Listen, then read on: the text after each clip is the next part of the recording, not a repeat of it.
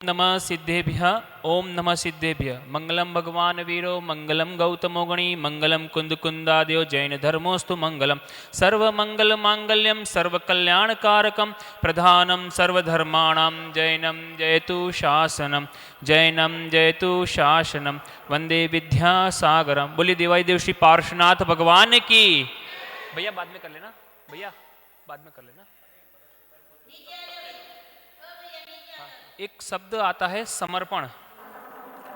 समर्पण इसका अर्थ क्या है कि किसी के प्रति तन मन और धन से अपने आप को न्योछावर कर देना, यानी संपूर्ण 100% 6 सिग्मा रेटिंग के साथ में विश्वास करना कि मैंने जहां पर मस्तक झुकाया है वहां पर कभी मेरे साथ धोखा नहीं होगा, इतना विश्वास करना, यह समर्पण है। यह समर्पण है। आप लोग सब यहां पर आते हैं, वैसे तो बड़े गांव में जैन बस्ती बहुत कम है, जैन पब्लिक बहुत कम है। जो आते हैं बाहर से ही आते हैं, खेखड़ा हो, बड़ौत हो, दिल्ली हो, बागपत हो, गाजियाबाद हो या शामली हो, मुजफ्फरनगर हो, इन सब जगह से ही आते हैं। तो आप किस लिए आते हैं? अपने आप को समर्पित करके कि इधर आएंगे तो हमारे कर्मों का, कष्टों का निवारण होगा। पर क्या वास्तविक समर्पण हमारा इस तरफ है क्या? वास्तविक समर्पण तो तब होता कि हम सच्चे देव शास्त्र गुरु के अलावा कहीं और ना जाते, किसी और की बात ना सुनते, किसी और की मानते नहीं। हमारे साथ में विकल्प ये है कि हम देव शास्त्र गुरु को तो मानते हैं पर उनकी बात मानने में अभी हिचकिचाते हैं, यानी अभी हमारे समर्पण में, हमारे श्रद्धान में, हमारे विश्वास में कहीं ना कहीं अभी कमी है, कचास है। वो कमी क्यों है? क्योंकि हमें उनके ऊपर तो विश्वास है पर आत्मविश्वास नहीं है। जब अगर हमारा समर्पण सच्चा होता उनके प्रति, कब होगा कि मैं जो करूंगा ना वो सही करूंगा।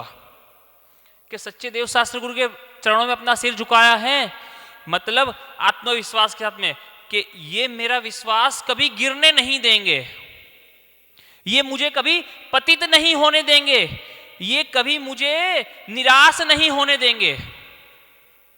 इस श्रद्धान के साथ समर्पण करते तो हमारा समर्पण वास्तविकता में सच्चा माना जाता। आप देखते हैं बड़े बड़े क्षेत्रों पे जाते हैं तो वहां पर क्या सिस्टम है कि हाथ में धागा, अंगूठी, कड़ा ये आदि निकलवा देते हैं। क्यों निकलवा देते हैं? देखिए, आपने जो कड़ा पहना है, जो धागा पहना है, वो कितने दिन से पहना है पता नहीं है। उसके बाद में सुबह में लघु शंका, सोच आदि के लिए जाते हैं तब वो धागा आपके साथ में जाता है, कड़ा आपके साथ में जाता है, अंगूठियां आपके साथ में जाती है। कोई कोई लोग होते हैं जो रात को अंगूठी निकाल कर सोते हैं, पर ये जब अशुद्ध स्थानों में आपके साथ जाता है तो क्या केवल जल से शुद्ध होने के बाद क्या वो भगवान को स्पर्श करने जितना शुद्ध हो जाता है? क्या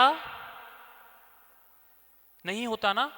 फिर हम उसे बांध के क्यों रखते हैं?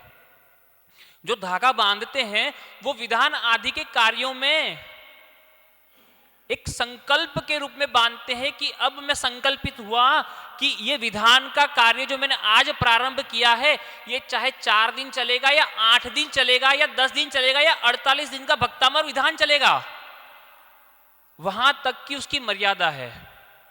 उसके बाद में तो वो धागा आपकी कोई रक्षा करने वाला नहीं है। क्या रक्षा सूत्र बांधने से रक्षा हो जाएगी क्या?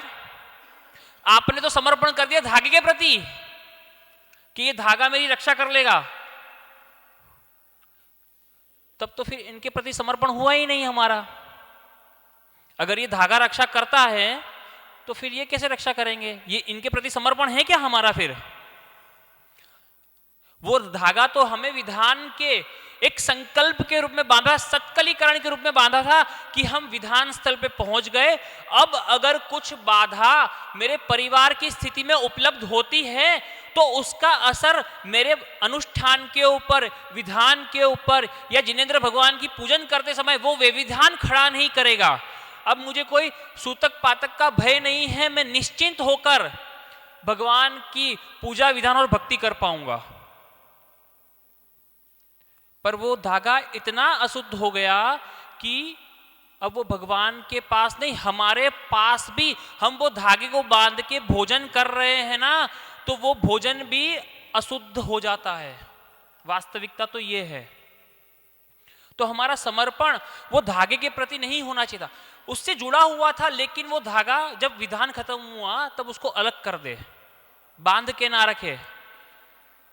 आप देखेंगे अंगूठियों के लिए क्यों कह रहे हैं कि जो अंगूठियां नहीं उतारते रात के वक्त में, उनकी अंगूठियां निकाल के देखेंगे तो नीचे बहुत सारा मेल जमा होगा, अशुद्धि होगी। तो क्या वो अशुद्धि भगवान को स्पर्श करने योग्य है क्या? रात को उतार के सो रहे हो और सुबह में उसको धो के पहन रहे हो, पर जनरली होता यह है कि प्रमाद के वश व्यक्ति रात को उतारता नहीं उसको।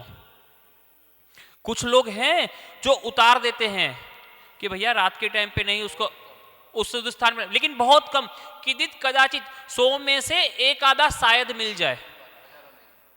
महाराज जी का तो कहना है हजारों में एक ही मिलेगा जो इस प्रकार की शुद्धि रखता है। फिर जो आपकी घड़ी है, वो घड़ी कौन सी धातु से बनी है? सोने चांदी से बनी है क्या? सोने चांदी से नहीं बनी, कोई भी मेटल से बनी है। क्या वो मेटल इतनी शुद्ध है कि भगवान को स्पर्श करते वक्त उसका स्पर्श भगवान को हो जाए? तो वो भी अशुद्ध है।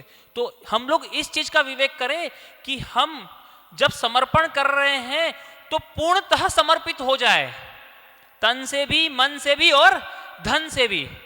भगवान के आगे आप अंगूठी नहीं पहनेंगे, कड़ा नहीं पहनेंगे, धागा नहीं पहनेंगे, तो भगवान ये नहीं कहेंगे कि आप मेरे मंदिर में मत आइए। भगवान कभी नहीं कहेंगे। ये तो सांसारिक जीवों में होता है कि किसी फंक्शन में गए, किसी पार्टी में गए, तो वो आपके कपड़े देखता है, सूट बूट देखता है, हाथ में घड़ी देखता है, गले में सोने की चेन देखता है। भगवान ये नहीं देखते। भगवान तो आपके भाव देखते हैं कि आप किन भावों के साथ में भगवान के चरणों में समर्पण कर रहे हैं। भावों की महत्ता ज्यादा है, द्रव्य की महत्ता है, मना नहीं कर रहा, लेकिन भावों की महत्ता ज्यादा है। आपने अच्छे भावों के साथ में अच्छी द्रव्य लगा के अच्छे भावों के साथ पूजन की तो उसका फल उत्कृष्ट होगा। आपके द्रव्य तो अच्छे हैं पर आपके भाव उस प्रकार के नहीं हैं जिस प्रकार का द्रव्य है, तो उसका उतना फल आपको नहीं मिल पाएगा। भावों की महत्ता खूब है।